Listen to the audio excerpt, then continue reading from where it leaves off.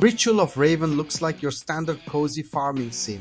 There's a quaint town, colorful fields, even a witchy mentor figure. But the moment you try to plant a seed with your own hands, the game smacks you with its twist. Mortals can't touch crops. Instead, you rely on magical constructs, adorable little robot familiars you program using cards. And that's the hook. Farming here isn't about watering cans and hoe upgrades, it's about logic puzzles. You set commands like move forward, till soil, plant seed, water tile, and later unlock loops, conditionals, and fields of operations. It feels less like Stardew Valley and more like teaching a magical Roomba how to code. When it clicks, it's chef's kiss. Watching a fully automated farm turn seeds into a harvest while you lounge with your raven familiar. That's the good stuff.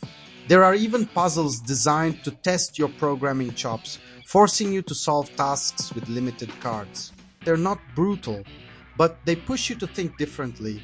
And honestly, they're some of the game's best moments. For a genre that usually rewards grind, Ritual of Raven rewards creativity. But the game doesn't just want you tinkering with farms, it wants you chasing a story. After your witch mentor vanishes through a portal, the narrative pushes you into fetch quests, long dialogue chains, and a team-building mission to restore balance. The world of Nevar is colorful and the characters are quirky, but here's the problem. It all feels a little too easy. Conflicts resolve without tension, relationships form instantly, and every villager greets you like you've been their neighbor for years. It's wholesome, sure, but it also strips the story of stakes. The humor suffers a similar fate. Some jokes land, but the sheer density of them means every conversation feels like it's trying too hard. Instead of witty banter, you get characters who come off two-dimensional.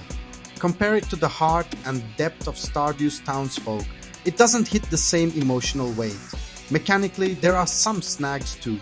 The UI makes simple actions like splitting item stacks feel like chores. The enchantment system, your code strings for constructs, works, but it's all or nothing. Make one mistake and you can't debug mid-run. You've got to restart the whole sequence. It feels clunky compared to how slick the automation loop could be. Frame rate dips on Switch don't help either, though PC runs smoother. And yet, it's hard not to enjoy what Ritual of Raven offers. The moon phase mechanic, where crops mutate depending on lunar cycles, is neat even if easily gamed. Portal fishing, where you claw items from other dimensions, is weird but fun. And the art direction, gorgeous.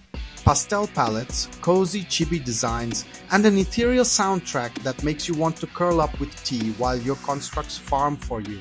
The real catch is balance. Ritual of Raven wants to be a narrative adventure and a coding farming sim, but it leans too heavily on story, leaving its best mechanics underused. You can technically automate huge farms, but the main quests rarely encourage you to. You can program elegant solutions, but basic one-off commands will usually do. It feels like the developers made an amazing farming sandbox, then buried it under a story that doesn't quite deliver. So where does that leave it? If you love cozy games and want a farming sim that dares to be different, Ritual of Raven is absolutely worth trying.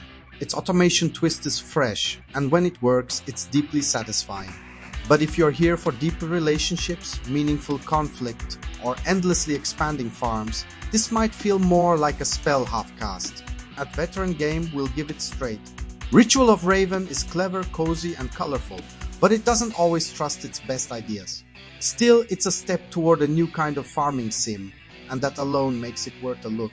If you like reviews that cut through the fluff and tell you exactly where a game shines and where it stumbles, subscribe.